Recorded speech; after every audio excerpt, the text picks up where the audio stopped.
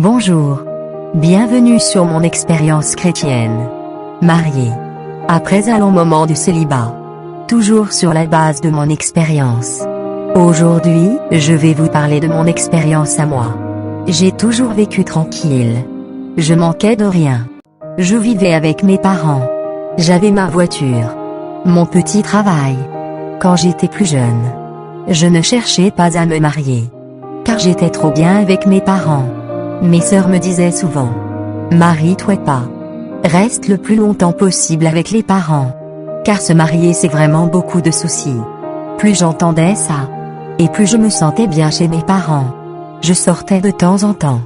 Mais je n'étais pas une grande fêtarde non plus. J'étais un peu du genre casanière. La plupart des personnes que je connaissais me disaient.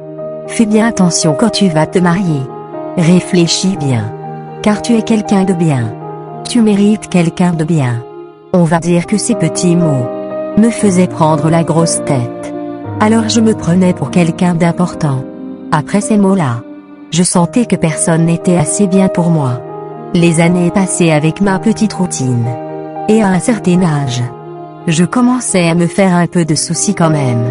Je me posais des questions. J'avais à peu près 23 ans. Et là je commençais à me dire. Il faudrait quand même que je pense à vouloir faire ma vie. Je commençais vraiment à me faire du souci. Pas marié à mon âge. Et je trouvais personne de mon âge qui appartenait à Dieu. Alors je pensais qu'il fallait que j'aille dans le monde pour trouver quelqu'un. Alors j'ai essayé de trouver quelqu'un dans le monde.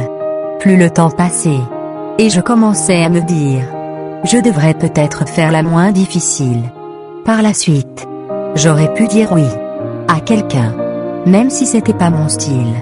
J'aurais pu dire à quelqu'un oui, qu'avant j'aurais même pas approché. Car j'avais déjà eu des demandes. Des personnes très bien. Mais non, je sentais pas que c'était le moment. Et par la suite je regrettais de ne pas avoir dit oui. Dans ces moments-là. Alors j'ai cherché. Mais dans ce monde, j'ai trouvé que échec, déception, et j'en passe. Dans ces moments-là, j'ai faibli. Dans ma vie spirituelle, j'ai vraiment délaissé les choses de Dieu. Je n'avais pas abandonné le Seigneur. Mais les distractions de ce monde, et les échecs, m'ont fait énormément faiblir. J'avais plus la force d'avancer dans ma vie spirituelle. Car j'étais retourné dans le monde. Ça a duré quelques années. Comme ça. J'étais pas bien dans ma peau. Je le savais qu'il me manquait ma vie spirituelle. Je n'étais pas bien. Car je ne mettais plus mon Seigneur au bon endroit. Quelques années ont passé à l'âge de 26 ans. Je n'étais toujours pas marié. Car je n'avais pas trouvé ce que je voulais. Dans ce monde. À part la haine. Le désespoir. Le mauvais. Et tout ce qui s'ensuit. Je me suis mis devant Dieu. Pour qu'il vienne me sortir de là. Car sans Dieu, ma vie était échec sur échec. Je lui ai demandé qu'il reprend toute la place dans ma vie. Et qu'il soit au centre de ma vie. Qu'il prend vraiment ma vie entre ses mains. Car seul je ne pourrais pas y arriver. Qu'il me donne toute cette force nécessaire pour rester dans ses mains. Et m'éloigner de tout péché que j'avais accumulé dans ma vie. Mais surtout avec son aide. Je voulais rester vraiment dans ses voies. Le mettre à la première place. Qu'il soit vraiment au centre de ma vie. Le premier dans ma vie. Je disais au Seigneur que je ne voulais plus m'inquiéter pour le mariage. Ni pour autre chose. Car je voulais qu'il prenne ma vie en main. Et que c'est lui qui l'a dirigé, personne d'autre. Car c'est lui qui connaît les projets qu'il a formés pour nous. Je ne voulais plus me prendre la tête pour trouver un mari. Je voulais que ce soit Dieu qui prenne le contrôle de ma vie. Et plus moi. Je disais au Seigneur, c'est toi qui connais les bons projets pour ma vie. Moi je ne peux rien sans toi. C'est toi qui viendras mettre de l'ordre dans ma vie. C'est toi qui viendras me donner ce que mon cœur désire. C'est toi qui viendras me donner les bénédictions. Moi je suis simplement là en train de prier. Et dire que j'appelle à l'existence les bons projets que tu as formés pour ma vie. Ce sont des bons projets de paix. La parole me dit. Car je connais les projets que j'ai formés sur vous. Dit l'Éternel. Projets de paix. Et non de malheur. Afin de vous donner un avenir. Et de l'espérance. Jérémie 29, 11. Je n'irai plus me prendre la tête. Parce que je ne suis pas mariée à mon âge. Le mariage viendra. Alors que tu voudras, Seigneur. Et je ne m'inquiéterai pas. Car c'est toi mon rémunérateur. Alors j'ai mis Dieu au centre de ma vie. J'ai fait de Dieu ma priorité. Je ne pensais plus à mes problèmes. Je ne pensais même plus au mariage. Je pensais qu'à Dieu. J'allais tout le temps en réunion. Je me nourrissais de la parole de Dieu. Et je priais en tout temps. J'avais mis Dieu vraiment au centre de ma vie. J'oubliais tout autour de moi les difficultés. C'était mon grand Dieu que je voyais. Personne d'autre. J'avais oublié que j'avais un gros problème. Mais je voyais un grand Dieu. Et j'ai continué comme ça. Arrache-pied. Avec le Seigneur. Je ne voulais pas faiblir. Je ne voulais pas voir mon problème. Un jour je suis allé en rallye de jeunesse. Avec beaucoup de jeunes. On était 1000 jeunes. Et dans cette réunion l'un des pasteurs marchait pour aller à la sortie. Il m'a regardé en passant. Et il est retourné sur ses pas. Il est venu me dire. Tu l'as eu ton cadeau. Et moi je croyais qu'il se trompait de personne. Je disais. Je crois que tu t'es trompé de personne. Mais en fait. C'était une révélation qu'il avait eue. Je connaissais pas ce pasteur. Il me connaissait pas non plus. Mais, il est venu me dire. T'inquiète pas, tu vas l'avoir ton cadeau. Sur le coup je savais pas de quoi il parlait. Car je voulais tellement de choses. À peu près 1 an plus tard. Le Seigneur est venu m'exaucer. Et sans me prendre la tête. Sans faire de grands jeûnes. Sans faire de grandes choses, il est venu m'exaucer. Je remercie Dieu de tout mon cœur. Parce que il est venu m'exaucer. Dans les moments où je l'ai recherché le plus possible. Le Seigneur est venu me bénir dans les moments où je l'ai mis à la première place. Il est venu me bénir dans les moments où je ne voyais plus mon problème. Mais où je voyais Dieu, plus grand que mon problème. Il m'a béni avec la force qu'il m'a donnée. Même les péchés que j'avais accumulés sont partis. Sans que je me prenne la tête. J'ai beaucoup abandonné de choses pour lui. C'est pour ça que le Seigneur est venu me bénir. Il a vu ma sincérité. Il n'a pas laissé l'ennemi s'amuser de moi. Au contraire, il m'a béni. Et de plus en plus. Je remercie mon Dieu Tout-Puissant.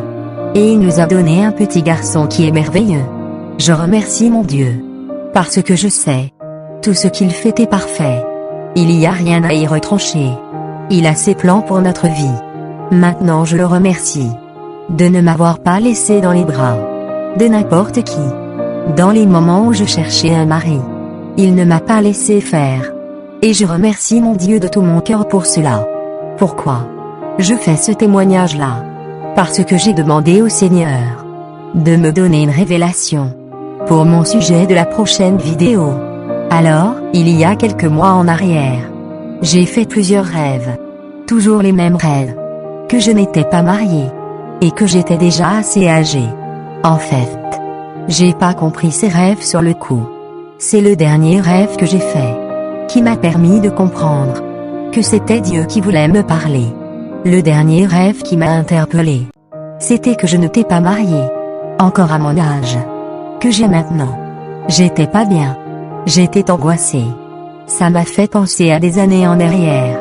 C'était comme si je le revivais. Et ça m'a fait ça avec tous les autres rêves. Quand je me suis réveillée, j'ai eu de suite envie de prier pour les célibataires déjà âgés, qu'ils n'étaient pas mariés. Et tout en priant, les pensées montaient. Les personnes qui ne sont pas mariées ont de l'angoisse. Elles désespèrent. Ils ne sont pas bien du tout. Elles se disent: mais qu'est-ce qui va se passer si je ne me marie pas maintenant? Est-ce que je vais rester une vieille fille? Est-ce que je vais rester un vieux garçon? Ils s'imaginent toutes les hypothèses. Et des fois ils se font peur.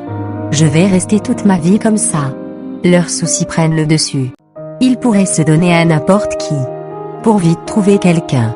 Ils veulent des enfants, fonder une famille, ce qui est normal. Alors moi j'ai envie de te dire, il n'est pas trop tard pour ta vie. Il n'est pas trop tard pour avoir des enfants. Il n'est pas trop tard pour ton mariage. Mais il y a une chose à faire. Il faut que tu mettes du tien. Il faut que tu mettes Dieu à sa place. Il faut que tu mettes Dieu au centre de ta vie. Il faut que tu mettes Dieu à la première place. Des fois Dieu rallonge notre bénédiction pour que nous le connaissions plus avant notre mariage. Pourquoi? Parce que le mariage nous prend beaucoup de temps. On est plus affairé. Et c'est lui qui a ses plans pour nous. Il nous laissera pas faire n'importe quoi si nous lui mettons tout entre ses mains. Si tu n'as pas envie, force-toi à mettre Dieu à sa place. Et oublie ton problème. Le Seigneur s'en occupe. Il faut que tu vois ton grand Dieu devant toi, qui déplace les montagnes. Plus tu verras Dieu comme le plus grand de tous devant toi, plus ton problème va disparaître. Tu ne le verras plus. Et dans ces moments-là, le Seigneur te bénira sans que tu t'en aperçoives. Quand les bénédictions viendront, tu ne seras même pas choqué. Ça sera tout à fait normal pour toi. Ce que je parle, c'est vraiment sur la base de mon expérience. J'ai passé des étapes pour cela. Et je sais que ces étapes, c'est pour bénir des personnes qui passent par ces difficultés. Je sais, si j'ai trouvé quelqu'un à l'âge de 27 ans, que j'ai passé par plusieurs difficultés, c'est parce que le Seigneur voulait que ça soit un témoignage qui vient toucher des cœurs, des vies, pour transformer des personnes, pour les encourager, que rien n'est perdu. Dieu est le Dieu de l'espoir, non pas du désespoir. Il est le Dieu du tout ou rien. C'est lui qui pourvoit à tous nos besoins. Et il ne fait rien à moitié. Moi j'ai envie de te dire, non, ne cherche pas quelqu'un à t'en rendre malade. Moi j'ai envie de te dire, recherche premièrement le royaume et la justice de Dieu. Alors toute chose te sera donnée par-dessus tout. Car le Seigneur il a dit, cherchez premièrement le royaume et la justice de Dieu, et toutes ces choses vous seront données par-dessus. Matthieu 6, 33. Dieu est à tes côtés. Il ne te laissera pas. Il est bon. Il est là. Il va te faire du bien. Il va te bénir. Il va te purifier. Mais surtout, mets-le à sa place. Ta bénédiction viendra. Ton mariage viendra. Mais il faut que tu mettes Dieu au centre de ta vie. Qu'il soit le premier dans ta vie. Je prie que ce qui bloque ta vie spirituelle, au point de bloquer ton mariage, et toute bénédiction, soit débloquée maintenant, au nom de Jésus-Christ. Et que toute bénédiction soit ton partage maintenant. Et que ce soit un témoignage pour toi, au nom de Jésus-Christ. Soyez bénis. Et que le Dieu Tout-Puissant vous mette les bonnes pensées, les bonnes paroles, et les bonnes choses dans votre vie. Amen.